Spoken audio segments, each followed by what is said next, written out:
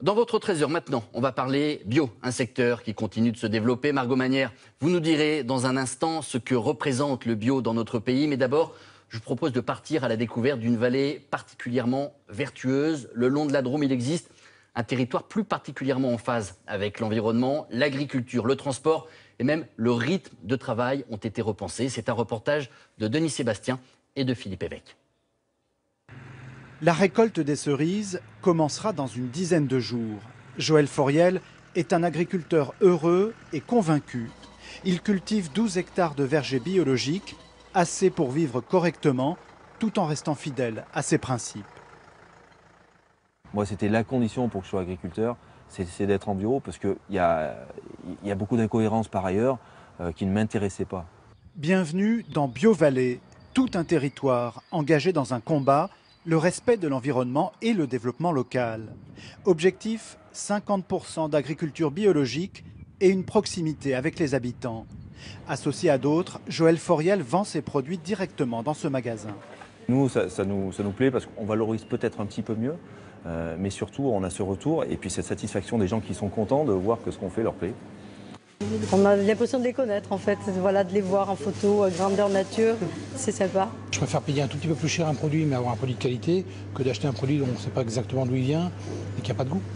Les précurseurs, les voici. L'herbier du Diois, une entreprise spécialisée dans les plantes aromatiques bio.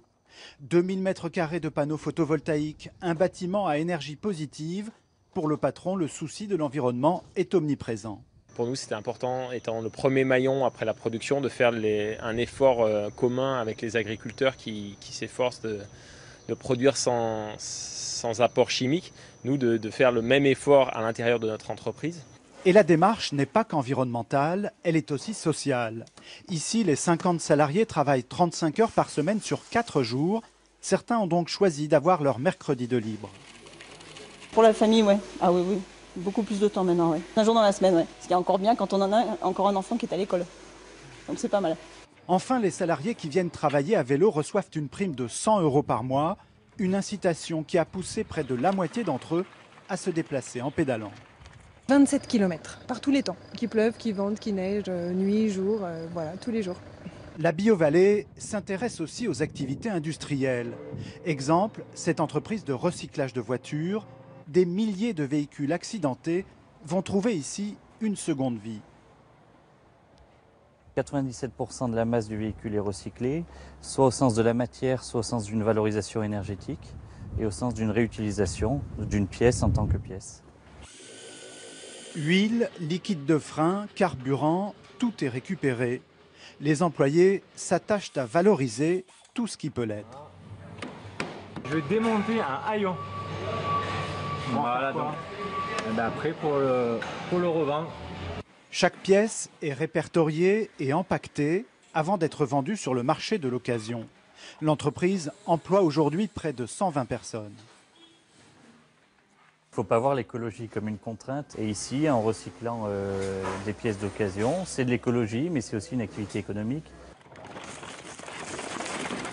Et ce qui ne peut pas être valorisé ici le sera ailleurs, dans une entreprise partenaire, après une forme de reconditionnement spectaculaire. Du bio au recyclage, la vallée poursuit ses efforts en matière d'agriculture, tout en les étendant peu à peu à l'ensemble de son économie. Margot Manière, bonjour. C'est vrai que le bio n'a de cesse de se développer dans notre pays, à commencer par les terres agricoles. Oui, et la progression est impressionnante, Nathanaël, plus 17% de surface l'an dernier. En pleine crise agricole, beaucoup d'agriculteurs se convertissent au bio car ils peuvent demander des prix bien plus élevés. Résultat, il existe aujourd'hui 1 300 000 hectares certifiés agriculture biologique. Ça veut dire, on le rappelle, sans pesticides et sans insecticides. Mais attention, s'il y a de plus en plus d'exploitations bio, elles représentent seulement 4,9% du territoire agricole français. Margot, est-ce que la consommation suit ce développement ? Eh bien oui, là encore, belle progression, plus 10%. Le marché du bio représente aujourd'hui 5,5 milliards d'euros. Nous sommes les deuxièmes plus gros consommateurs en Europe, juste derrière les Allemands. Mais là encore, attention, le bio représente seulement 2,5% de l'ensemble de notre consommation. Et quand on achète bio, est-ce qu'on sait quelles catégories de produits sont plébiscités par les consommateurs ? Oui, 15% des œufs achetés par les Français sont bio. En deuxième position, le lait, 12%. Le chiffre tombe à 4% pour les fruits et légumes. Des produits de plus en plus souvent achetés dans les grandes surfaces. Les rayons sont désormais très imposants.